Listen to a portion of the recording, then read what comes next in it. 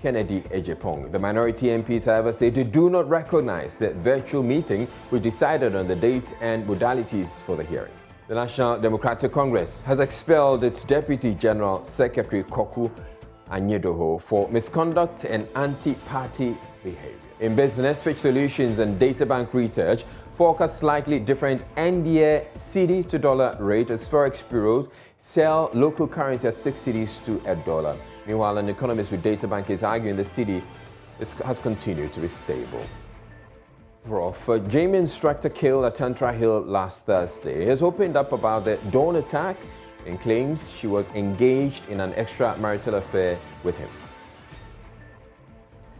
My name is EJURA. Joy News Prime is coming to you live from our Final studios at KOKU here in Accra. Your digital terrestrial TV, because we're free to air, and also on DSTV channel 421 and GoTV channel 144. This is the home of independent, fearless, credible, and impactful journalism. Stay tuned in.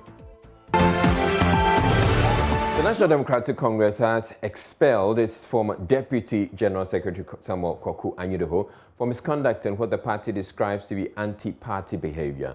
The Functional Executive Committee adopted its National Disciplinary Committee report for his dismissal and requested that the embattled member return all party properties in his possession. The letter signed by the General Secretary Johnson ASIEDU NKETIA said Mr. ANYIDOHO must cease from carrying himself as a member of the NDC. Attached to the letter to Mr. ANYIDOHO is the report of the National Disciplinary Committee recommending his dismissal, and here are portions of the report. Please find attached 2 copies of the report of the National Democratic Disciplinary Committee on the above mentioned subject for your information and action. And it goes on with quite a bit of what is had to say.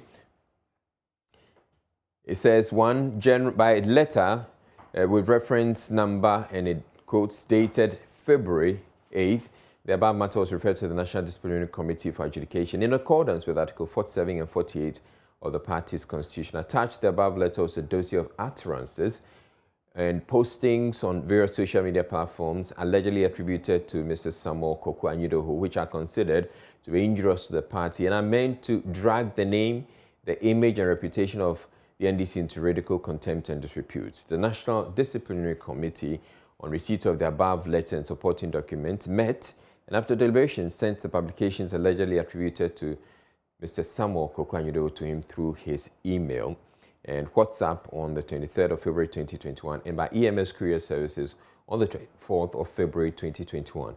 Mr. Samuel KOKU ANYIDOHO was requested to respond to the allegations in a statement and submit his response to the National Disciplinary Committee on the 9th of March, but he failed to do so. Mr. Samuel KOKU ANYIDOHO failed to acknowledge receipt of the WhatsApp message, even though it was marked as delivered and read. He also ignored the email message and rejected the letter sent to him through EMS Courier Service, indicating that he has no idea about the letter. Notwithstanding the above actions, the National Disciplinary Committee still invited him for a hearing on Wednesday, the 12th of May 2021. Invitation letter was sent to him through his email and WhatsApp on the 28th of April 2021 and by DHL Courier Services on the 30th of April 2020, but he failed to turn up. The DHL officer reported on the 4th of May 2020 that he had challenges locating his residence, and when he was called to receive the letter, he failed to answer the call. Several text messages were also sent to him, but he failed to respond. Now, the statement goes on and on and on, but Johnson NKETIA, the General Secretary of the NDC, has joined me on phone to clarify the issues that have been raised. So thank you very much for making time to speak with us, Mr. NKETIA. So we've heard the decision of the Disciplinary Committee, and it is to expel the former Deputy General Secretary. Please explain to us again why this committee is deciding that he has to go for the misconduct and the anti-party behavior. Thank you very much, and good evening to listeners. NDC, like every party, has got its rules. So if you want to subject yourself to the rules, you join the party. Otherwise, then you cannot be a member of the party. So the party is governed by rules. And the rules specify disciplinary procedure, what is appropriate conduct and what is inappropriate conduct.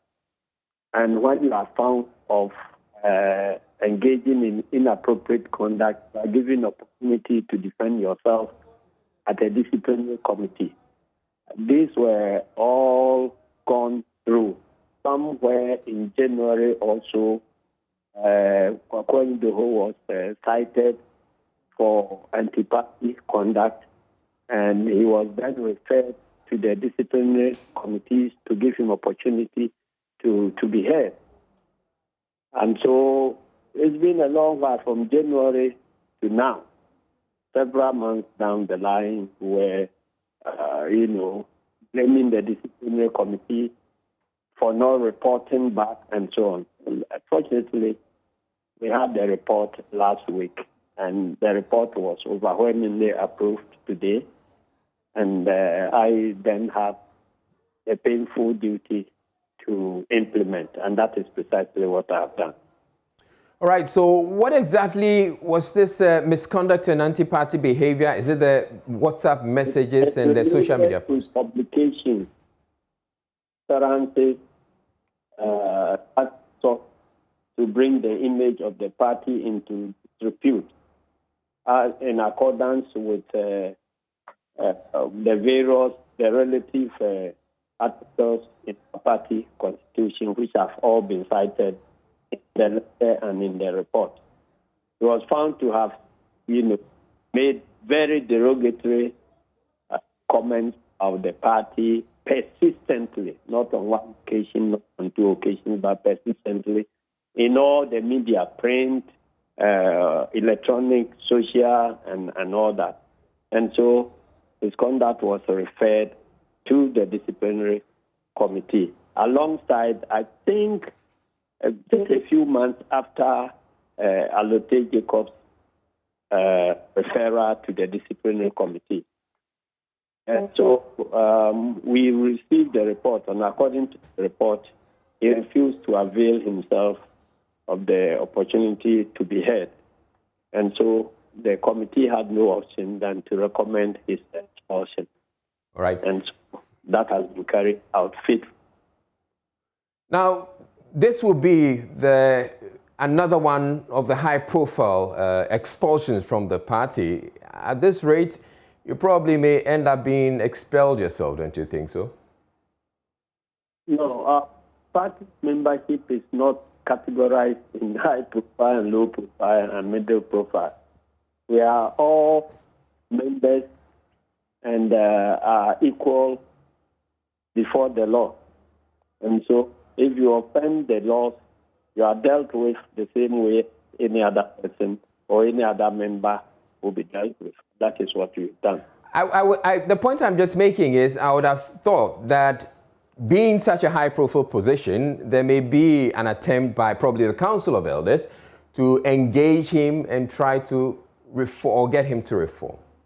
We work according to our rules, and the rules do not assign any such role to the Council of Elders. So we have complied with the Constitution. All right. Now, he's also expected to return party property in his custody. What sort of property are you talking about here? Well, it's a standard provision that has been lifted from our Constitution. Our Constitution says that when a member is expelled, he's asked to return any party property he may be holding back to the party. And then if he had paid any monies by way of dues or any contribution, those monies are forfeited. So we have to just refer to that clause in the dismissal letter. And if he fails to stated what properties he will be holding. And the party is a large organization. It belongs to a constituency, it belongs to a branch, and so on. And so this letter is to communicate to him that if he is holding any party property belonging to the branch which may not be known by us, then he has to return it. If it is at the regional or constituency and whatever, he has to return it. That's why the clause was put in the letter. And what if he fails to return them? well, the laws will apply. All right, thank you very much, Johnson ASIEDU NKETIA, as the General Secretary of the National Democratic Congress. The Supreme Court on Tuesday asked for the withdrawal of an application seeking its supervisory jurisdiction in a case where the Cape Coast High Court is set to decide a petition challenging the eligibility of the Assin North MP. It argued that due process was not followed. The application was subsequently withdrawn by lawyers for the MP, paving the way for the Cape Coast High Court to rule on the matter Wednesday. Bismarck Kwekwe-Sante has more. Lawyers of the Member of Parliament for Assin North, GHACEM, have withdrawn an application to invoke the supervisory jurisdiction of the Supreme Court for the court to interpret certain constitutional provisions. The MP's lawyer, Justin Poivra Teriwaja, had tried without success to get the Cape Coast High Court hearing the election petition involving the MP to refer Article 94, Clause 2A of the 1992 Constitution to the Supreme Court for interpretation. The five-member court, presided over by Justice Apau, struck out the application after the MP's lawyers had withdrawn it. The judges explained to the lawyer that he should have formally applied to the High Court to refer the said constitutional provision to the Supreme Court for interpretation, and if the judge had refused, then there would have been sufficient grounds to refer same to the Supreme Court. An amount of 5,000 cedis was awarded against the MP as cost. Meanwhile, the Cape Coast High Court is expected to deliver its ruling in respect of the election petition, which have at the center the matter of alleged dual citizenship of the Assin North MP on Wednesday, 28th of July. Prime Minister Ambrose Terry says persons found to be complicit in the EJURA disturbances and subsequent killing of 2 people will not be shielded. Speaking during the submission of a report on the incident by the Justice George Kumsin Committee, he stated the findings of the committee will help resolve conflicting stories and above all contribute to better security for the country. Ayawasi was regrettable. We have dealt with it and we are continuing to see how much we deal with it. And I can assure you that this committee's report would be taken seriously. And there is no chance that anybody would be listened. At the same time, the law says that you are presumed innocent until you are proven guilty. The problem is that anybody who had any lack of confidence in him didn't have a basis for that. I cannot do anything about idiosyncrasies and prejudices. I cannot do anything about that. And this is a country that's a free country, and people are entitled to their opinions. I'll respect them. But before a committee has worked, you already don't have confidence, it's premature. There is no basis for that. But can I prevent people from having those views? No. But I think that any misconceptions, and that's why I told you that there were conflicting stories and versions. After I studied the report, we would come out or whatever. For instance, I met somebody who asked me those days that the committee asked a question and they were supposed to ask another question, they didn't ask a question. And I find it to be funny because the committee is looking, it's a fact-finding committee. And I've been a lawyer for several years. The way I question, I would ask you a question, I know what I want from it. When a committee has been set up without more, and then you start criticizing. No, I don't think that was wrong, that was right. We will study the report, and I've told you that at the appropriate time, the report will be published for all of us to read and have our own impression. On the use of the military for law enforcement duties, he says collaborations between soldiers and police have resulted in the peace and tranquility Ghana is currently enjoying. This country has depended on the collaboration between the military, the police, and other security agencies over the years. They've had 27 separate collaborative efforts and operations over the years.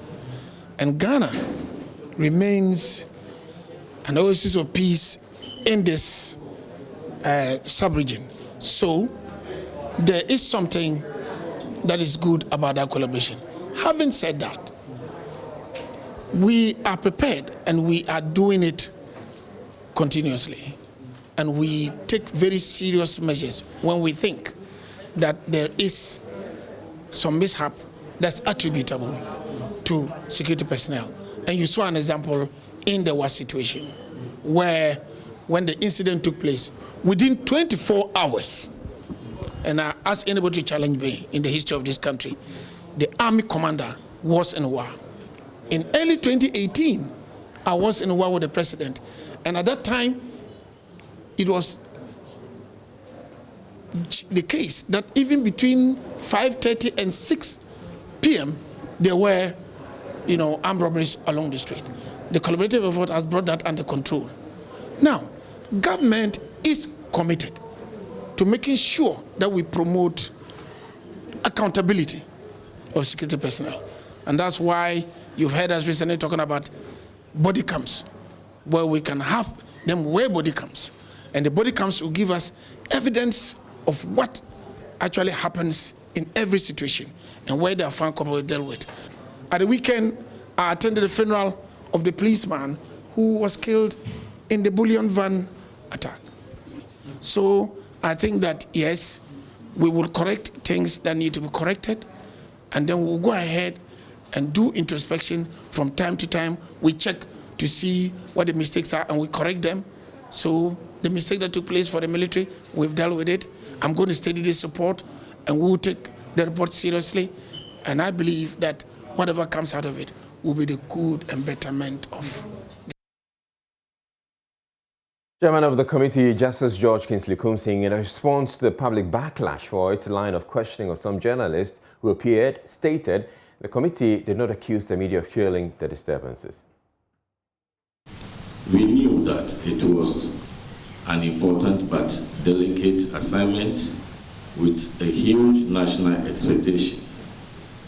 We can assure you that we equally attached serious importance to it and dedicated ourselves to all issues with meticulous attention and detail, having assured ourselves that after listening to 22 witnesses and reviewed volumes of documents, audios and videos, we have come with our findings and preferred some recommendations. These we present to you today in the hope that the government, through your good self, will give a good ear to them and try to accept and implement them.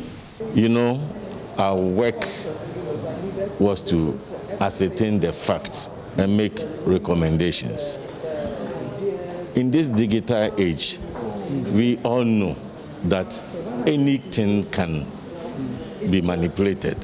So if, let's say, the regional minister tendered a video, he was asked, Honorable, this video, has it been altered? The answer was no. The media man also comes, he's asked the same question, do you think your video has been doctored? And he says no. I do not understand why somebody will have to construe such a question as trying to accuse the media of something wrong. No, we had no such intention. So people should discard that from their mind. We were doing our work. We were entitled to ask questions. And the question was a fair question. So we had no intention of accusing the media. What do you make of assertions out there that... The Privileges Committee of Parliament has said August 5 for its public hearing into contempt charges brought against Asing Central MP Kennedy Ejepong. This was after a committee meeting over Zoom earlier today, chaired by Joe Osei-Wusu, Tamale North MP Alhassan Suyini, who is a petitioner, is expected to be the first witness, after which Mr. Ejepong will appear. NDC MP for Sanirugu ABA Fuseni, who is a member of the committee, however, says he and his minority colleagues boycotted the meeting because the chairman rejected their proposal for an in-person meeting. He says they therefore do not recognize the outcome of the meeting. Chairman of the committee, the Honorable First Deputy Speaker, insisted that the committee meets virtual, via Zoom. And this was the maiden meeting of the committee. And we indicated respectfully that being the maiden meeting of the committee, it was proper that members met physically to know each other, have a camaraderie at the meeting, and be able to exchange pleasantries and contacts, so many things, and build the ground necessary for us to look at the issues before the committee. And in fact, to the best of my understanding, majority of the members, even I hear, including even from his side, indicated that they wanted a face-to-face personal meeting. But the first deputy speaker, respectfully, I personally have a lot of respect for him. And our people say that when an elder is in the house, the grain will not be soaked by the rain. He will use his collective experience and wisdom to salvage the situation. Unfortunately, he failed us woefully on this occasion by not using his expertise and the experience in this house to know that no committee can work solo and succeed. It's not possible. It is through the cooperation of all members across the divide that you can really chalk significant successes on the committee. Unfortunately, the first deputy speaker is failing us on this matter by going ahead with that meeting. So the committee did not meet this morning. They can't fix. Nobody can unilaterally fix, because I'm sure you know that in a committee you have a chairman and a ranking member. Both constitute the leadership of that committee. It is not the chairman who constitutes the leadership of a committee. The chairman is only part of the leadership of a committee. So he cannot solo on his own fix any date. Now, the woman who was in the apartment of the 34-year-old gym instructor at the time he was killed last week has opened up about the harrowing ordeal.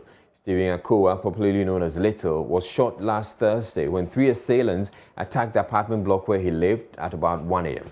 It was speculated that Little was killed because he had an extramarital affair with a lady who we choose to call Ikea.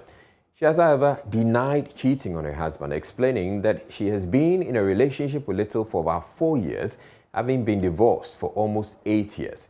In an exclusive interview with ASIEDU News, she also talks about how she looked on helplessly as her boyfriend bled to death because the assailants threatened her.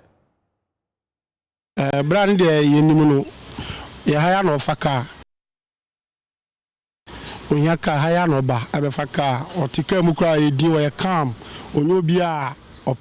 know him. He picks his car here. He's a very calm guy. He doesn't even answer calls in the car. I know he's a gym instructor. I never expected this to happen to him. That's a taxi driver who usually chauffeurs the late Stephen Akowa to and from work. Describing his relationship with the deceased, who was widely known as Don Little. Stephen, 34 years, was a fitness coach who worked and lived at Tantra Hills in Accra. He was shot to death at home Thursday dawn by 3 armed men for reasons still yet to be known. I have come to his house to find out what happened. As I walked into the house, there was hardly any sign of human presence. And so now I see 2 sides of the house, 2 entrances. This one is open. I think I can knock from here, so I'm going to try and knock from here. And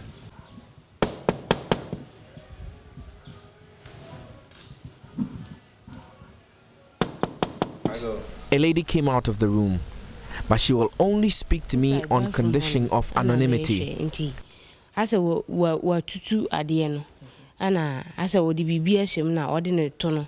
Adi ashem se no kashem se no why ni say. Ubi a TV so. And no face there made hu too. Etu no me hu be da ba me sure say because ni so. So that was the original story as reported by Manuel Cranting last Friday. But now let's hear from the woman who saw it all. I got up and grabbed my cane and toasted. I just saw somebody at the window, peeping inside the window. At that time, what I was thinking is like, since there are boys in there, maybe somebody was just trying to, being a bad boy to see what is going on in the room, So I said, won't you go and check? He didn't answer me. Yeah, he said, yeah, I think that is just a cat because there is some cat here who has been moved. And so I saw a human being. So I took my cane as I was going. He said, please, and he said, where are you going? Go back. And I went to I was standing there at by the bed. And I saw him grabbing a kitchen knife. He put everything down, grab a kitchen knife.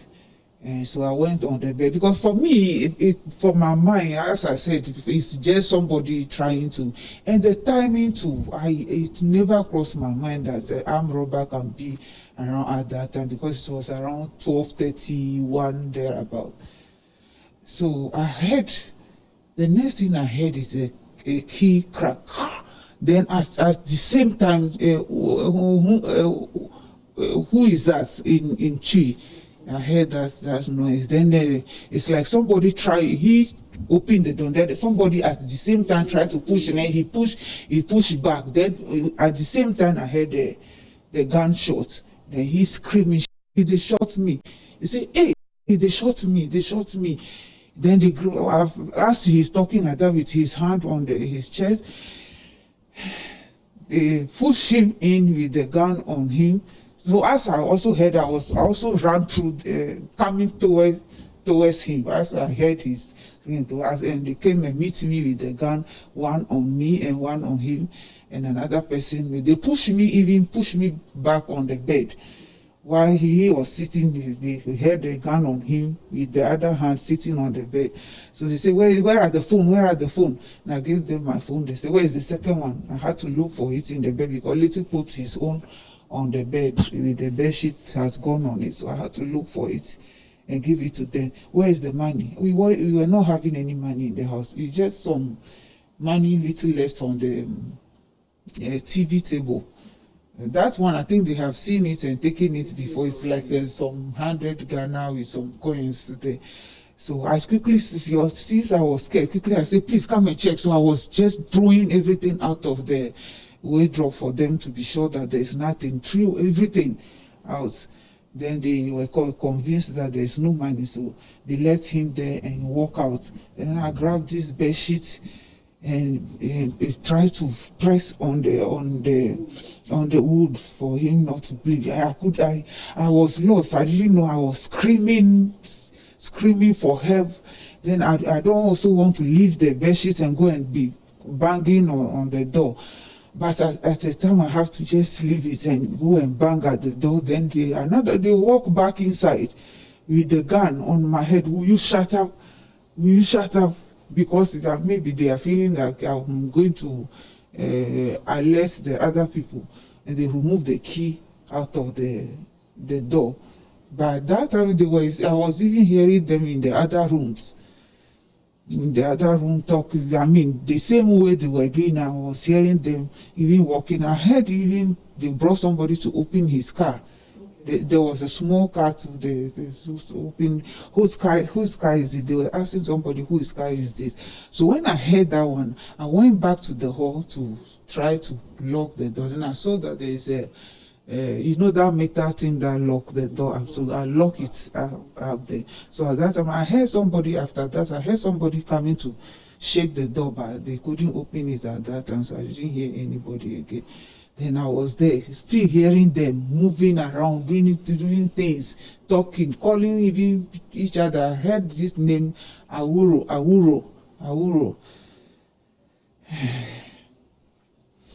Then at the time I was still pressing the thing on him, but since they are there, I didn't know, I can't open the door don't know. So I was with him, and then at the time, that was like about 15 minutes past, get to 20 minutes, he's suffering. Then I saw that the blood was leaking through his back on the floor. And I noticed it wasn't small. I got panic. And I started screaming again. Then after like about 30 minutes, then he just got up stand up flat once. Then the blood just flew like, when they take water hole, the blood just came out. I got so scared, and then he started hitting everything he drew in his blood. The blood was,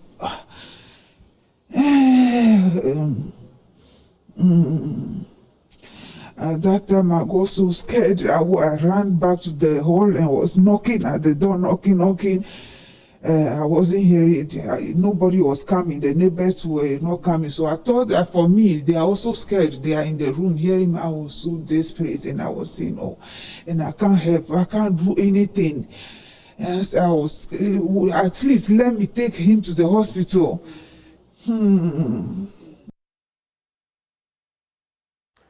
Clinical psychologist and lecturer Akuhe Front says the woman needs immediate psychological assistance and support from family and friends. She's been through a lot of trauma, and therefore she needs some psychological help.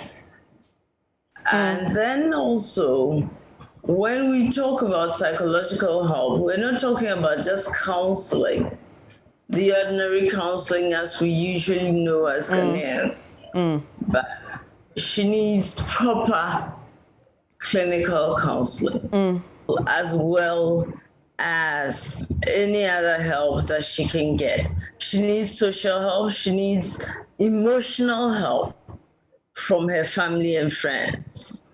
Those who really call themselves friends, this is the time they need to show up, to show her some reason to trust in them, you know?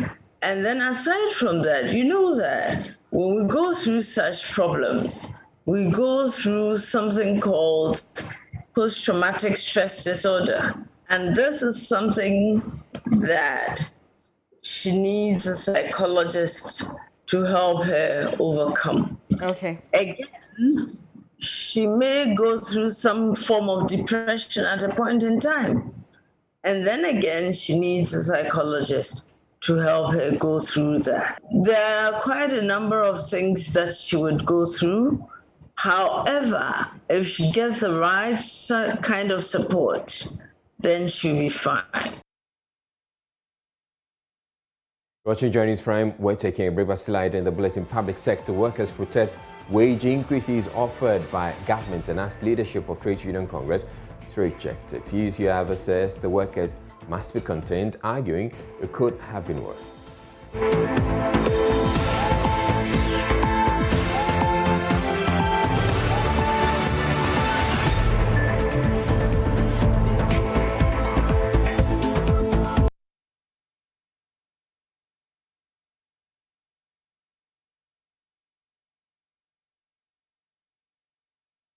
And welcome to business. Now, the Speaker of Parliament, Alban Bagbin, has cleared the air on matters regarding his statements to the Nigerian Parliament, regarding issues of Ghana-Nigerian trade relations. He's called for calm heads, especially when he met leadership of the Ghana Union of Traders Association on matters regarding the GIPC law, which has granted extended issues of trade impasse.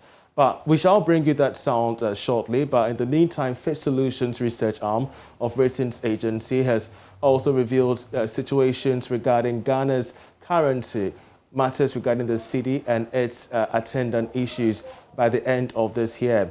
Let's listen into a report which highlights Fitch's predictions by the end of this year, saying that it could hit 6 cedis, 32 pesos. Joy Business is learning that the Forex Bureau began selling the local currency at 6 cedis to $1 almost 1 month ago, though it is going for about 5 cedis 94 pesos on the interbank Forex market. This is because demand for the American currency has shot up. However, the pricing could have even been higher, but for the intervention of the Bank of Ghana, whose bi-weekly Forex forward auction has aided the supply of dollars to the market to meet the rising demand. Despite all this, the cedi has lost only about 0.6% so far this year, according to the central bank. Most analysts believe the outlook is promising despite the recent pressures. This is largely because of the expected improved export, strong international reserves, and the upcoming cocoa board syndication in September this year. Meanwhile, Fitch is attributing the rebound of the global economy as the rationale behind its end-year cedi to dollar rate of 6 cedis 32 pesos, a little above 4% depreciation.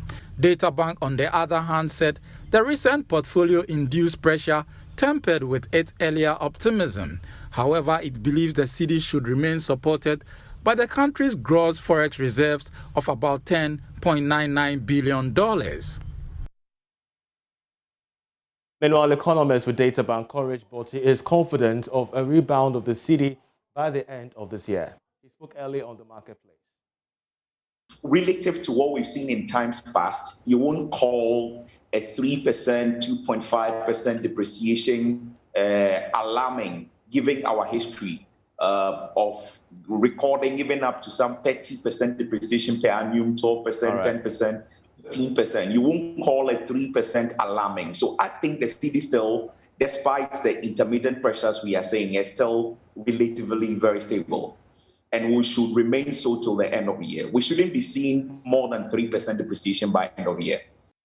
Other stories, GHACEM has begun processes to establish a new cement production plant in Kumasi to serve the Ashanti region and surrounding areas. Speaking to Joy Business, the Managing Director, Stefano Gallini, said there is growing demand for cement in that part of the country. There is more. The new plant will be producing about 1.5 million tons of cement per annum to serve the Ashanti region. GHACEM also plans to export to Burkina Faso and other neighboring countries. Aside from the establishment of the new plant to cater for the growing demand, the cement manufacturer is embarking on an aggressive expansion work on its already existing production factories in Tema and Takoradi. Managing Director of GHACEM, Stefano Gallini, explains that Ghana's construction sector growth is the driving force behind this agenda. We are seeing gladly a strong development all over the country, so not only in Tema and Takoradi where we have our plants, but the central regions, the northern regions. We see opportunities eventually for export, so the choice of Kumasi is to have a more solid and physical presence in a very strong growing market. As I said, this is not only for the present, it's for the present and for the future. And so the opportunity to develop something in Kumasi is to have, as I said, better physical presence, serving better our customers, obviously maintaining our standards and our level of quality of our products. On the concerns of unhealthy competition in the market, Stefano Gallini disclosed that they have been engaging the relevant authorities to find a lasting solution. So I think that in terms of quality, there will not be any compromise, as we have never been looking for any shortcuts in terms of quality. And we will never fight our battle in the market in the quality. We have other areas where we want to fight our battle, but we have to fight our battle not on the quality. We'll never compromise on that. Well, we have a lot of competition, so that's that's normal. We respect everybody, but we're not afraid of anybody. So competition is good, and obviously we have to do our best to keep our customers with us, to keep them satisfied of our products, of our services. That's part of the normal evolution. So, the $100 million investment by the company is expected to increase employment opportunities for the cement industry, as many more projects are being undertaken. That'll be all for business. Sports is up next. Many thanks for staying with us. Time to bring you sports. My name is Hans Mensah, and our president of the Ghana Football Association, KOKU, has met with the Director General of the Criminal Investigations Department, CID, of the Ghana Police Service, COP Isaac Kenyeboah, and other top police officials. There is more in the following report. The meeting was to officially inform the Ghana Police Service about the alleged match fixing and betting that hit the Ghana Premier League match day 34 fixture between Ashanti Gold SC and Interlight FC at the Obuasi Linkley Stadium. The GFA team was met on arrival by ASP Lydia Donko, the Director of Legal and Prosecution of the Ghana Police Service. Others included DSP Reverend Emilio Osei, Staff Officer to the Director General, and Frederick AJ, who is the head of the Interpol unit of the Ghana Police Service. Prosper Harrison Ado, General Secretary of the GFA, Obetufor, Integrity Officer of the GFA, and Henry Asante Chum, Director of Communications of the GFA, accompanied President Okraku. President Okraku called on the Ghana Police Service as to a matter of urgency, put in place a competent team to get down to work. The CID Director General, COP Isaac Kenyeboah, promised to form a team made up of officers from various units within the Ghana Police Service to look into the matter. He pleaded with the media not to give pressure to impede the process, and that investigations will be true and the media will be updated only when required. COP Kenyeboah also assured that the Ghana Police Service will work hand in hand with the Ghana Football Association to bring the matter to a logical conclusion. The GFA submitted supporting materials to help their investigations. They include the referee's report, the match commissioner's report, the match video, statements from the two clubs, and a letter from the Ministry of Youth and Sports. Now, the National Paralympic team is waiting for the release of funds for their campaign in Japan ahead of this year's Paralympic Games, which comes off between August 24 and September 5. Joy Sports, Asari Bediako has the rest of the story. Ghana's preparation to this year's Paralympic Games has hit a snag as the Finance Ministry is delaying in releasing funds for the team's pre-game campaign in Japan. 18 Ghanaian para-athletes are scheduled to depart to Inawashiru on August 2, but delays in release of funds has affected the team's travel itinerary. President of the Ghana Paralympic Committee, Samson Dean, is a worried man. Ghana is going to Tokyo to market the brand Ghana. Even if it is one athlete, we are also there. We should encourage to educate corporate Ghana to come to the aid of Paralympic sports. Give us the sponsorship. The government too should release funds in time, because I don't know if they have already informed you. As we speak, we are yet to receive a penny to participate at the Games. We know the effort the minister and his team are doing to make sure funds are released. But please, the money doesn't come from the coffers of the ministry, but rather the Ministry of Finance must release the funds. Releasing it, and you're just typing the document. You're releasing. But say, yes, can we talk accounts no ministry or no?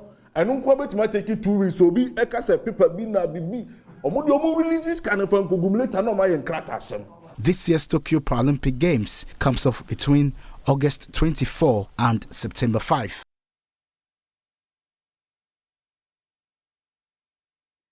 Now, Manchester United have confirmed they have reached an agreement with Real Madrid to sign defender Rafael Varane. It's understood the clubs have agreed an initial £34 million, which could rise to £42 million, and that Varane has agreed terms on a 4-year contract with the option for another 12 months. United said the transfer will be completed subject to a medical and to player terms being finalized. Varane, a World Cup winner with France, has made 360 appearances for Real Madrid. That's it for this installment. More sports later in the bulletin.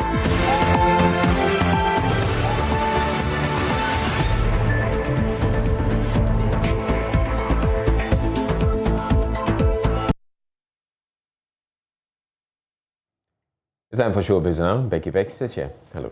Hi. Becky. How you doing? I'm well. Oh, you sound a bit down this evening. Really?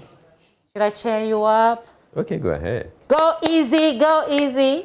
Let's talk about ADJETEY. You know, you almost, sounded like ADJETEY Anand. He's not all over the place.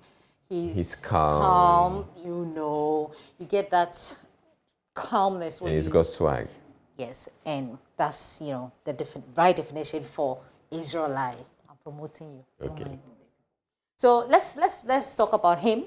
He was on Springboard with Albert Okran, and he's been talking about his journey into the movie industry. Yeah. He spoke about how some top movie stars back then, commended him, and which obviously is the reason why because of that commendation, he decided that, okay, it's something that I want to do after all. This was then video cassettes, and so that's where I picked up this whole movie thing, seeing... What kind of stuff were they shooting at the time?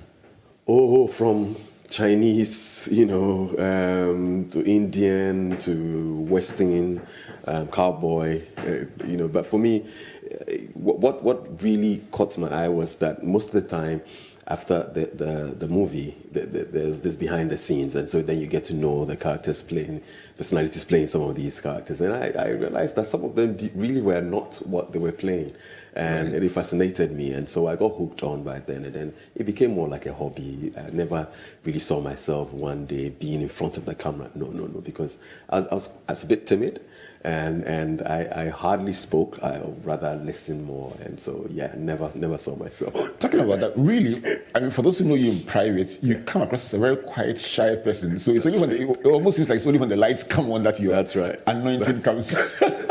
There you go.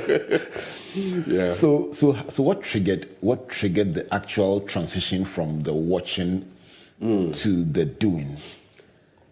For me, for the best part, the few instances in school when during Easter, Christmas, we have this small drama thing, and somehow I found myself in there.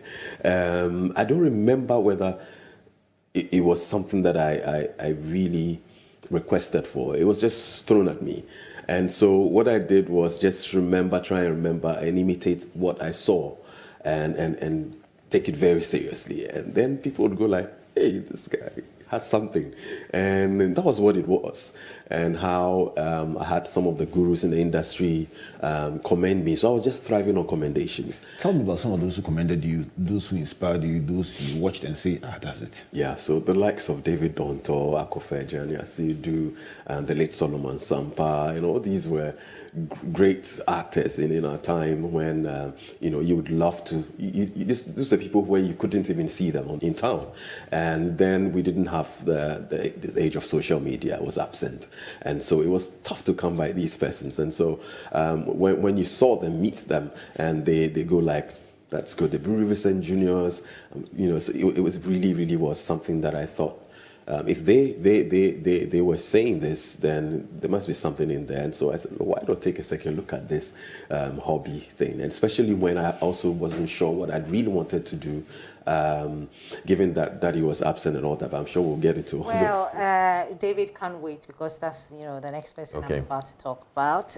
He's called Black Sheriff. I don't know whether you've heard the song. There's Second Sermon all over the place. It was on Hit FM, and he's been talking about how he had to, come all the way from Asante Achimagogo, where my very favorite, Amachidede is coming from. So he commended Adum FM and also ADJETEY, the comedian, for bringing him to the limelight. To the limelight. Yeah, it's interesting the way he says, I enter Adum. No, the thing is, I'm not saying it to brag, but when you have your first interview on any of the multimedia platforms, you know that you're a big man. You're a big guy. Like, can you imagine you having an interview with a big deal? Big deal. Okay. Keche, they're not quitting. They had the group of the year award at the VGMAs, and after that we had a conversation with them, and they were like very emotional about winning the group of the year at the VGMAs. They said they've been waiting for it for a very long time. They've been doing music for like close to 8 to 10 years, and they haven't received such award, and so they're very excited. So recently I caught up with them at the Ghana Music Awards launch, and I asked them, so are you quitting music after receiving that award? And obviously they're not.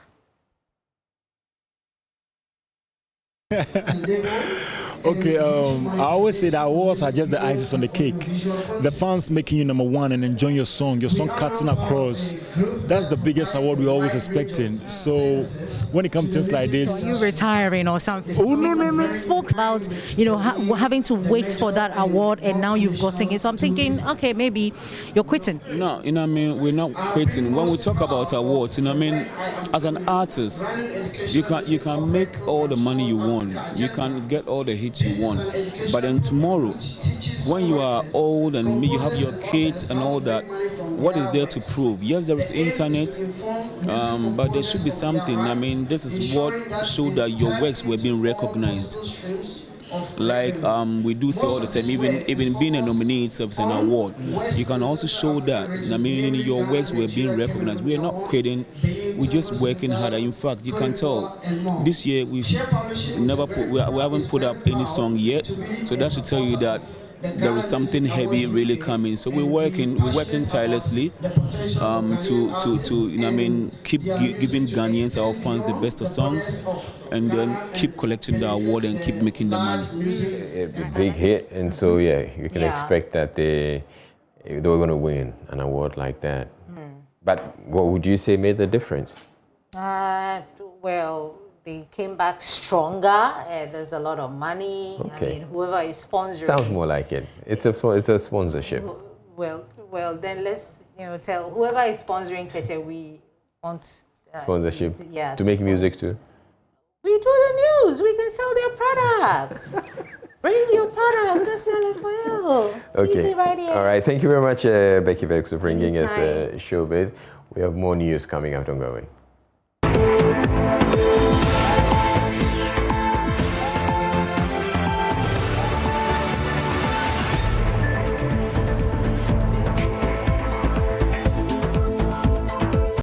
The Trade Union Congress is urging workers to be content with the minimum wage increment offered by government for 2021 and 2022, saying it didn't come easy. Government, following the negotiations, agreed to increase the minimum wage by 6% for this year and 8% in 2022. Though virtually no government worker is paid the minimum wage, it is expected to influence negotiations for salary increases, and a number of workers' groups are not happy with the new base pay. The Ghana National Association of Teachers, NATS, and 2 other teacher unions on Monday described the pay rise for public sector workers as unsatisfactory and asked the TUC to reject it. Considering the time in which we are, the team is a very important team. Looking at the various challenges that members are facing in this country. First, and I want to mention again, the 4% pay rise. I call on TUC to reject this 4% increase. Failure to pay responsibility allowance to teachers, delay in release of title payment like capitation grants, promotion exam and its problems. Our problems are many, and we urge the reps of government here to listen to them. Concerned public sector workers are also demanding a much higher increase than what is being offered by government. Teachers are under siege in this country, and we all know that. We see it clearly, and as leaders, as if our hands have been tied. A whole lot of things have been dumped at our doorsteps, and we look on and observe as if nothing is at stake. Let me make this passionate appeal to government officials who are here, that we have taken too much from them. Very soon, when we shall explode, they will not be able to contain what we are able to do. Let me mention that the JHS teachers, it's a special concern to me. They have been in school for almost 6 months. I do not know which kind of semester is run for 6 months in this our country, except JHS. And we look on all these things are happening. We are pleading. For Christ's sake, the students are also human beings. They are tired of being in school for all this world. This will not bring results because the brain must rest for the results to be attained. Long stay in school doesn't bring results necessarily. Something must be done as early as possible. We cannot use the COVID-19 as excuse to run every kind of program and dump it at the teachers to implement. We are sorry. Addressing the workers' concerns at a news conference in Accra Tuesday, Secretary General Dr. Yaba said they had to settle with those increments in order to avoid redundancy and a freeze in public sector employment, among other reasons. The idea was to explain to our members and the general public why we accepted the outcome of the negotiation. There's so much out there that we have sold off. We wanted workers to understand that the leaders that they have selected to lead them are not people who have been selected to make sure they are shortchanged. No. We went there to negotiate, and we negotiated in good faith. We negotiated for a very long time, held so many meetings. At the end of the day, what we got appears to be unsatisfactory to many of our members. We ourselves were not happy. But the reason we accepted what we got was because government added something that we thought was very valuable. One was that no public sector worker will be declared redundant because of COVID. And we thought that was good enough. The other is that government will not freeze employment in the public service. So government is opening up spaces there to employ more people, young people. The third was that every worker will receive the vaccination against COVID. Then the last was that government will not continue to delay the payment of our our second tier and the first year pensions. And we thought these 4 conditions were good enough to add to the little we got in terms of pay increase, and which is creating a lot of problems. But we are hoping that after this press conference and after this explanation, workers will understand that the first thing you want is to keep your job. And also, even if you have a job, your daughter, your son, your niece, your nephews, they are all at home. Even if you don't have any of this, some Ghanaians will also get jobs. And that is good for all of us. So we just went beyond our own needs, also to the entire country. And I think that was good. And we are hoping that our members will understand this and understand the circumstances that surrounded this whole negotiation this year. We would have wished that we had received more. In fact, it could have been worse, because when we started the negotiation, our fear was that government would come and tell us that this year there will be no increase because of some advice government was getting from its advisors. But government came and negotiated with us in good faith, and we got something that was not fully satisfactory. But with the conditions attached, we believe that it will go a long way to help all of us as Ghanaians. Meanwhile, TUC wants the government to set up a commission to look into the entire salary structure of public sector workers. Salaries relating to 2021 to 2024. What happens is that sometimes this committee is delayed and they appoint it somewhere in 2024, for example. Then they agree the pay increase and then they work it backwards to 2021. This is what is creating unpaid during this current period. So it's a big problematic. That is why we are calling on the president to, as matter of urgency, create or constitute a committee quickly. Don't wait. And in this case, we are not even calling for a committee for Article 71, but a committee for the entire public service, so that we can have a remuneration system which is fair, which is equitable, and nobody feels cheated. Now, we feel many public servants feel that some groups have privileges that they don't have. And I think that such a commission, if government or president appoints, will do a good job. And because they will call for input from all of us, and then we will make sure that whatever comes out of it is fair. Elsewhere, the Senior Staff Association of the University of Ghana and the Federation of University Senior Staff Association of Ghana has threatened to withdraw its services within 72 hours over what it describes as unfavorable conditions of service and the failure of government and the National Labour Commission to address its concerns. Though government paid the Tier 2 pension arrears, the association says government failed to pay them returns and on the arrears as stipulated by law. They are also pushing for a review of market premiums and non-basic allowances for members of the association. The group says it will petition Parliament. National Chairman of SSA UG, Zakaria Mohammed, speaks for the group. Tier 2 is a defined contribution scheme, and contributions are fully tax exempt and are privately managed by National Pensions Regulatory Authority, NPRA, licensed service providers. Now the question we ask, now the Act 2008-766 clearly states, and I quote, the scheme will pay out a lump sum benefit to individuals upon retirement which comprise all contributions made under the scheme plus all returns earned on our contribution. Now, unquote, now our biggest case against government and NPRA is where are all the returns earned on the 41.35 million Ghana cedi paid by government as a principal contribution arrears spanning from 2010 to 2016. Good question. Ladies and gentlemen of the media, when a strong argument was made by us before government that the paid amount, if it was paid at the right time to the fund managers licensed by NPRA, it was not going to be kept under lock and key. Sure. It would have been invested for some returns on the principal amount.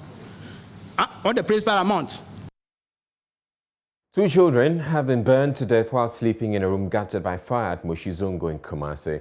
2-year-old Atahiria Alahadan and Salamatu Alahadan, 8-month-old, died when they were caught in the fire while their parents were out of the house. Nani Aljuma reports.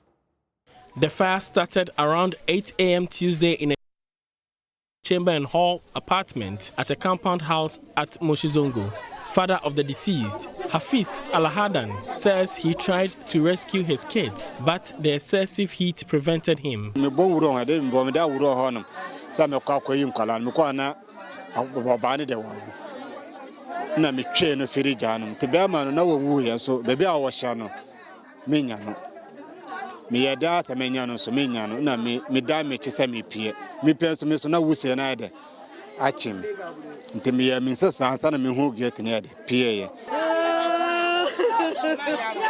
A young man who went to rescue the kids but found them burnt to death spoke to INSTRUCTOR'S News.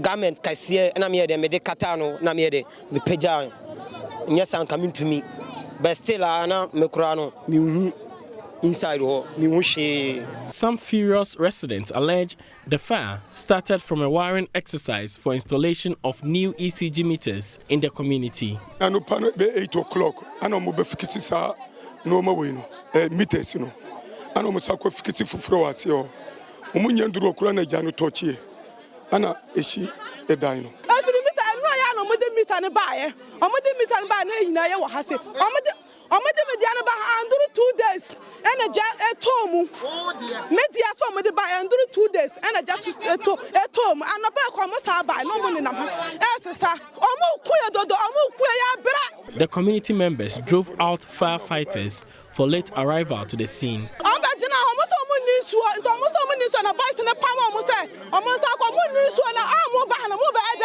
Ya from mama ba ya bibia nso ba be hwe nima na ba be den Me jina on your fire service ya pipe be 10 wo ha ene ye di dum ya fire service na ya fire service ya dum jana wi nkola na wu omo frɛ a kire woni ma asem omo kai e de emmoa na ye de be boa mo ya dum na wi o aye bibia wi ansa na omo frɛ aka kire se emmoa be na omo de be mai na se nkola na hye wi ne ya dum na wi a mo ba mfaso bia ni so. The police at Tafo conveyed remains of the deceased to the morgue.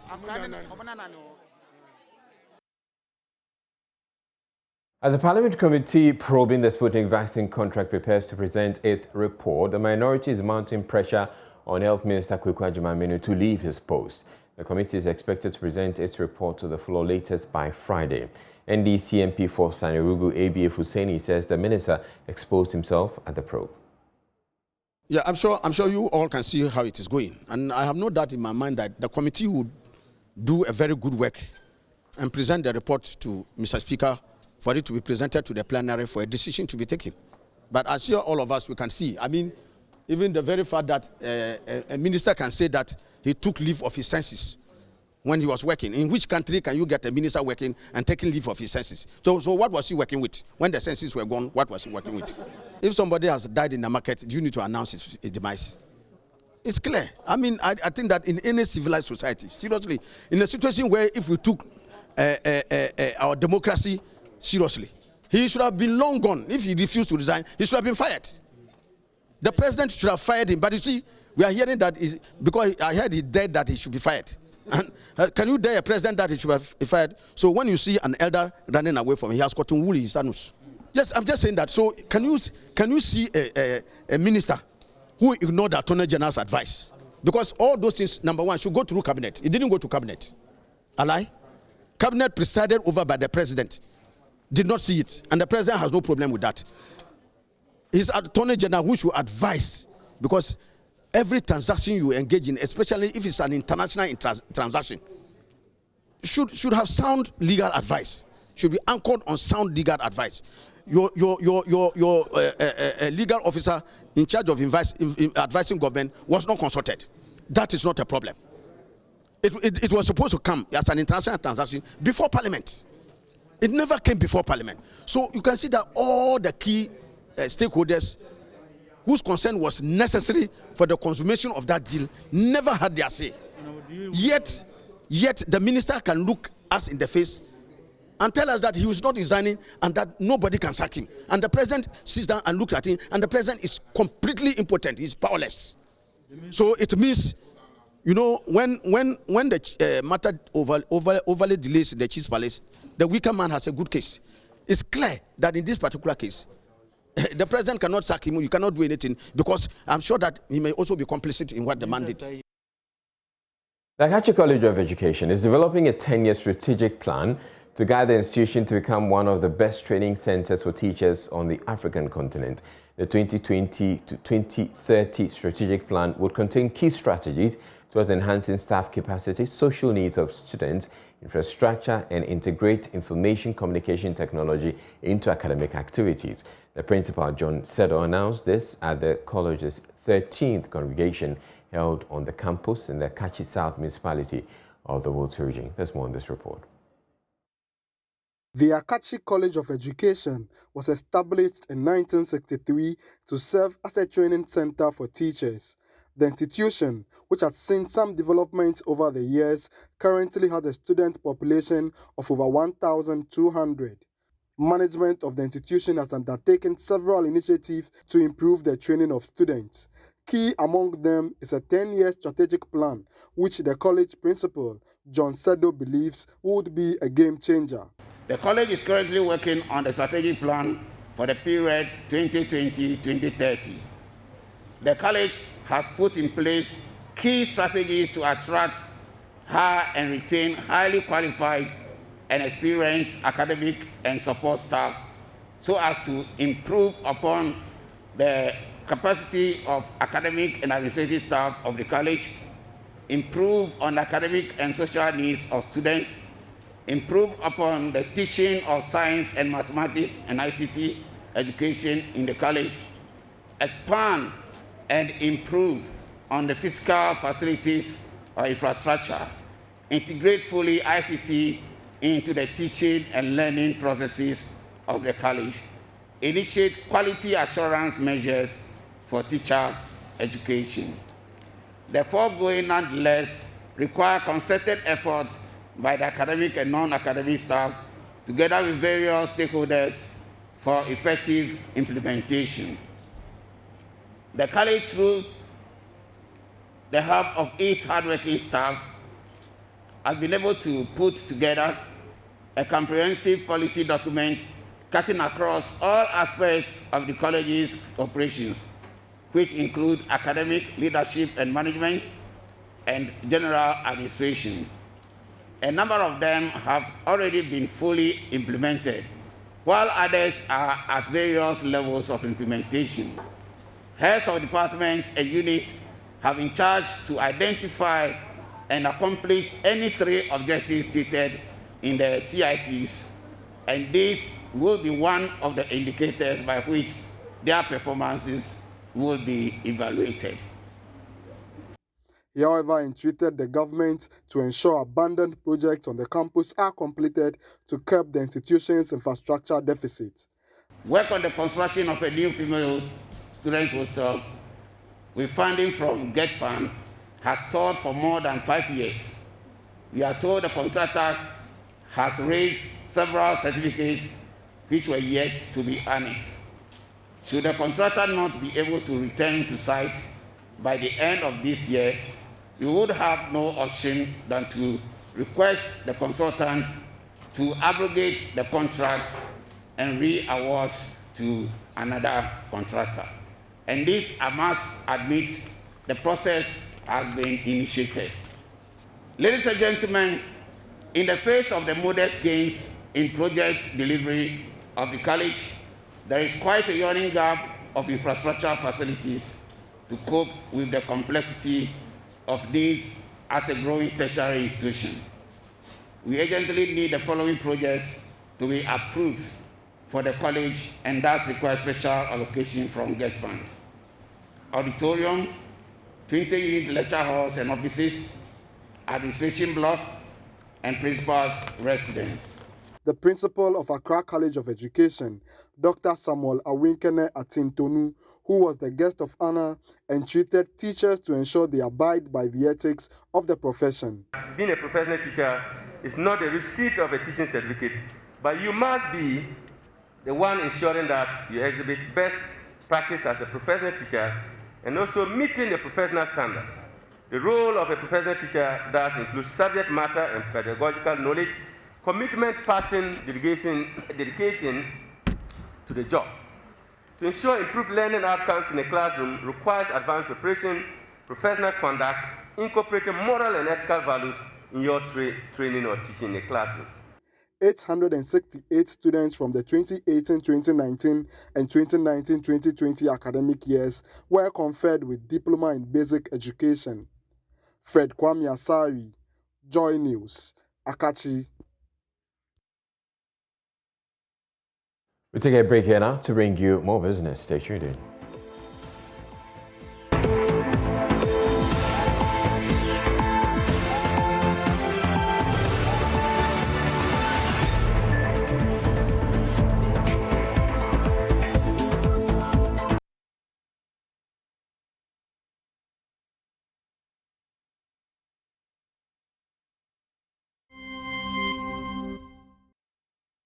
Welcome to business. Now, the Speaker of Parliament, Alban Bagbin, has called for cool heads to prevail, saying his address to the Nigerian Parliament was misrepresented. Meeting with leadership of the Ghana Union of Traders Association in Parliament, the Speaker debunked claims of attempt to review the GIPC law on retail trade in favor of Nigerian traders. I know how you feel about the trade impasse between Ghana and Nigeria, and that is the main reason why I give you all this time to pour out your heart and your feelings, which I think you have excellently exhibited here. Sometimes we could see that it was not only passion, but there was also anger. You know, you've gone through a lot, but I actually called you because I got worried.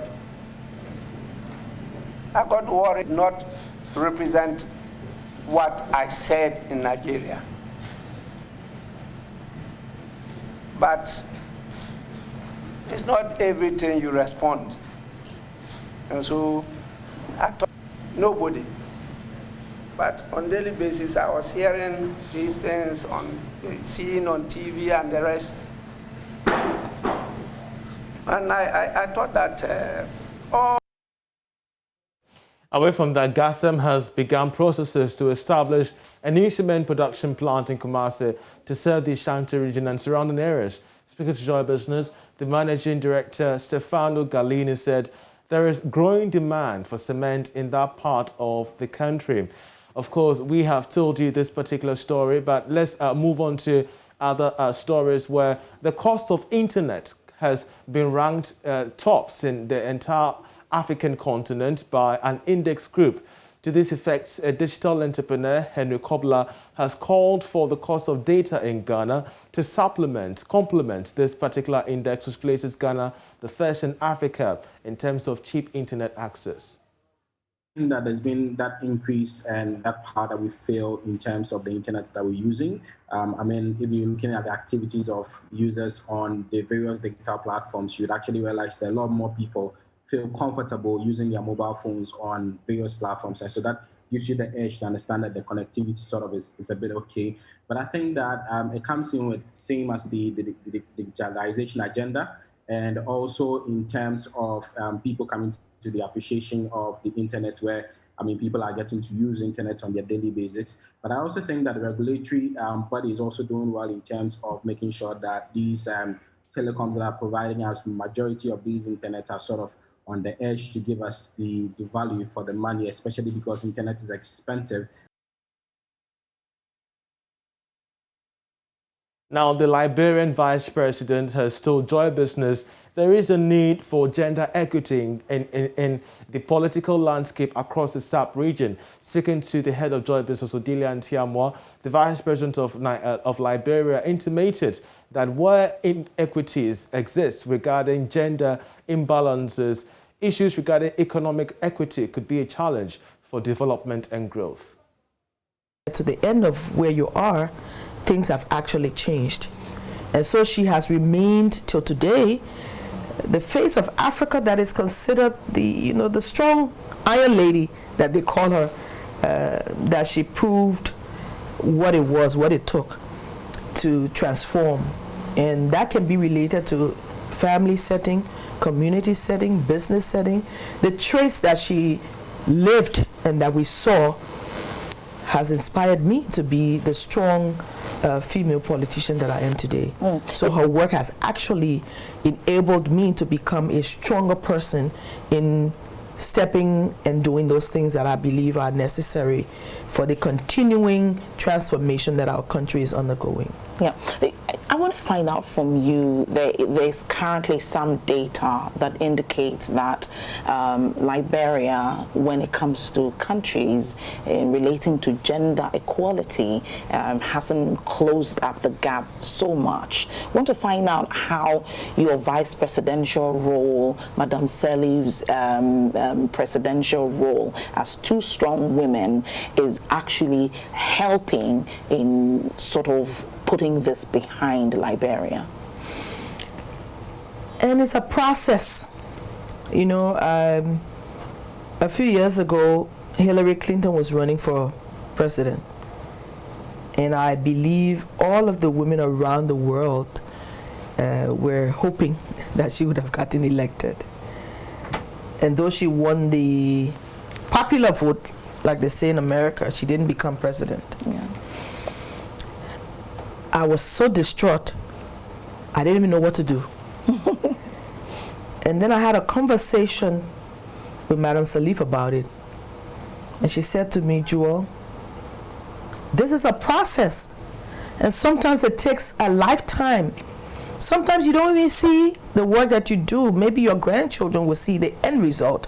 So it's a process. But you know, when we got the first female democratically elected president on the face of Africa, can you imagine how excited women were across the world that this was indeed possible? Her 12 years opened new doors, yes, provided an environment where women begin to think, hey, we're important, we have a voice. She tried to change the dynamics. She put in place some new laws. She had everyone involved from the community level. For the first time in my country, you would go to a meeting in a constituency and the women would be there, they would speak. They were no longer afraid. Because you know, from our traditional backgrounds, women didn't speak. If you were even allowed to sit in the meeting, you had to be quiet. And once your husband or your father spoke, forget it, that was it. Yeah, they spoke for everybody. They spoke for everybody, regardless of the fact that the issues they raised were not the issues that solved the problems that we had. Yeah. So you just go and struggle and continue to struggle. And so when you look at the gender gap, and it's still a very large gap. But if you visit any elementary school across Africa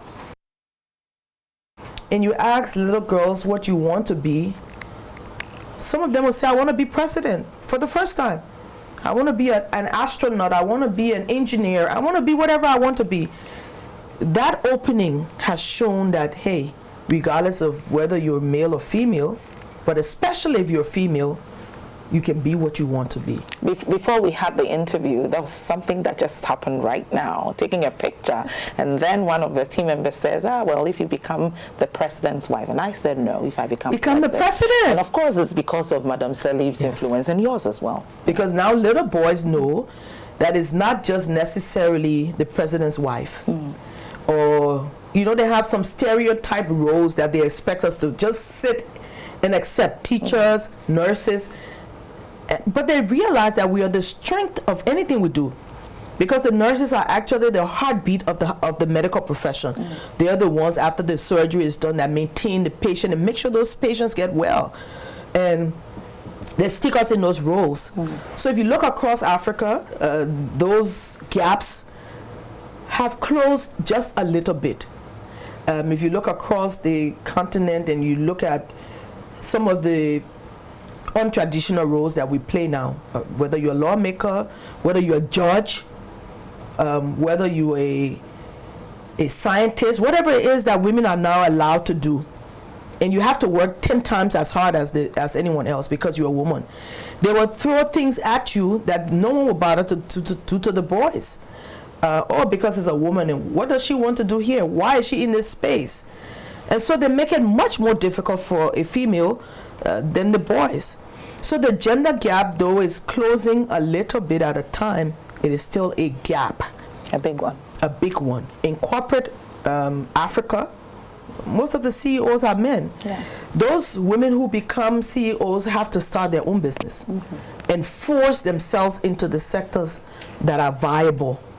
And even when you sit at that boardroom and the men are talking, the woman wants to talk, for them it's like a token. Okay, let's hear what she says.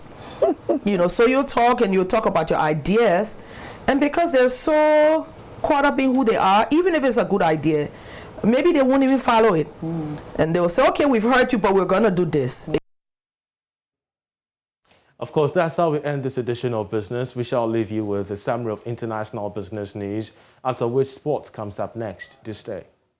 Many thanks for staying with us. Time to bring you the second installment of sport. And after struggling for over 23 years in the lower ranks of Ghana football, BBN Gold Stars have qualified to compete in the Ghana Premier League for the first time in the history of the club. The team, previously known as Complex Stars, changed its name to BBN Gold Stars in 1998 when Mensim Gold Mines took over the running of the club. After narrowly missing out on qualifying for the elite division on a number of occasions, luck finally smiled on the Western North Region club, paving the way for their qualification with 5 matches to spare. Love FM's Delali Atiase has more in this special report. Coach Kobena made the Gold Star story complete after guiding the BBN-based club to their first ever Premiership participation.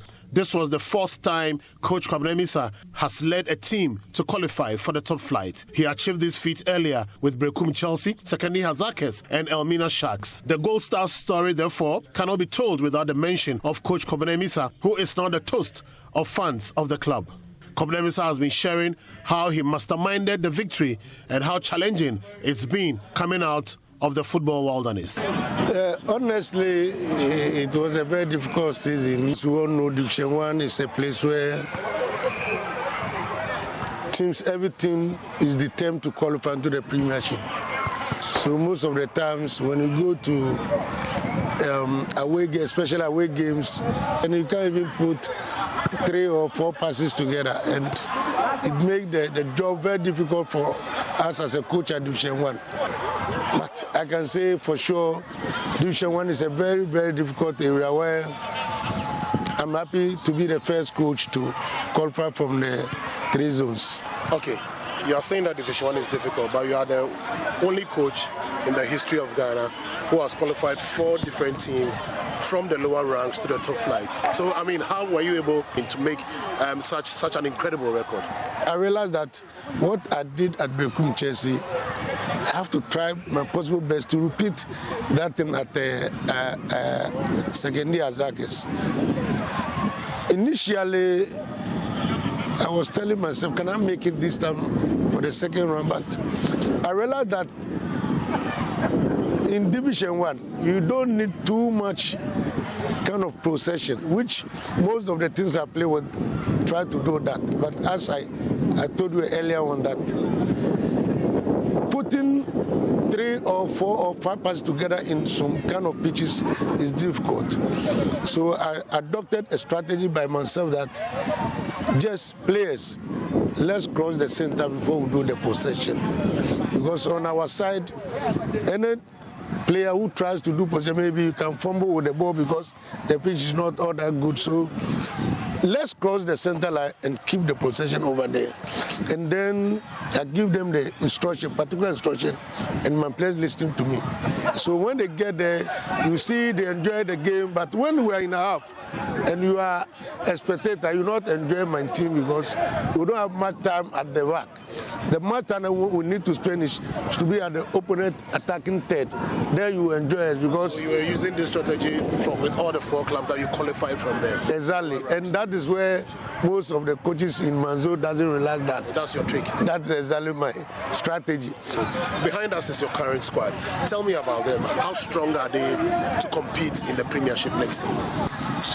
Football is won by strategy. Even the highest division, the Champions League, you need strategy. You do something to outwit your other colleague on the other bench so that at the end of the day, the important thing is the win. So my players, if I can say, they understand my philosophy. I believe in honesty that when it comes to technique, individual brilliant, my team is, yeah, they are very good.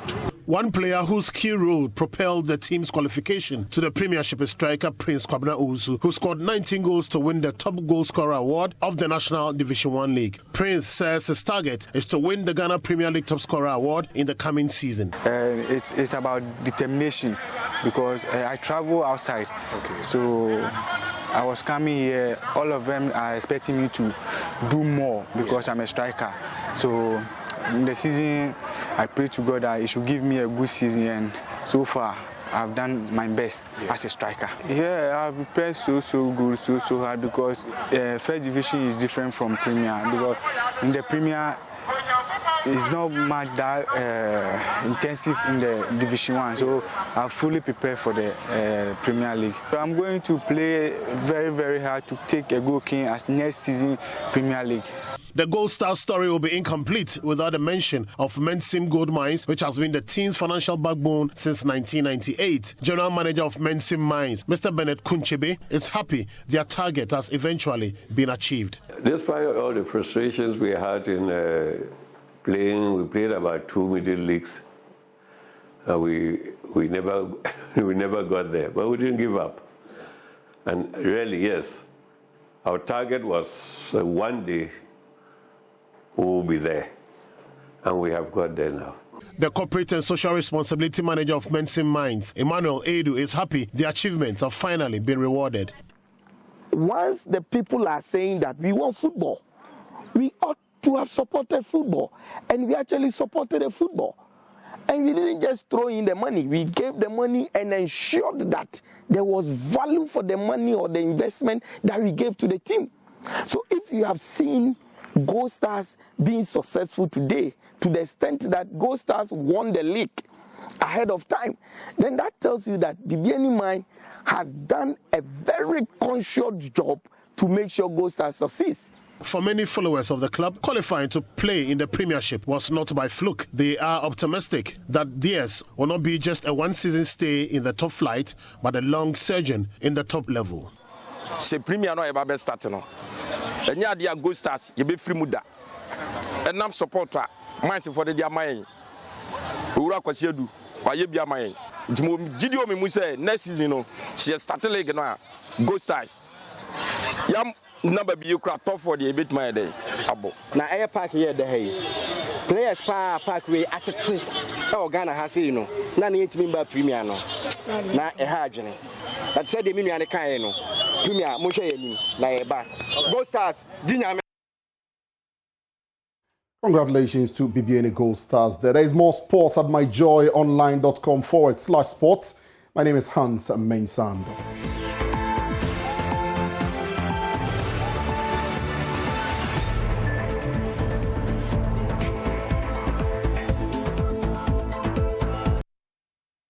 You all for joining us Prime for today. My name is Israel. Thank you very much for watching. Up next, we bring you PM Express with Aisha Ibrahim. Stay tuned in.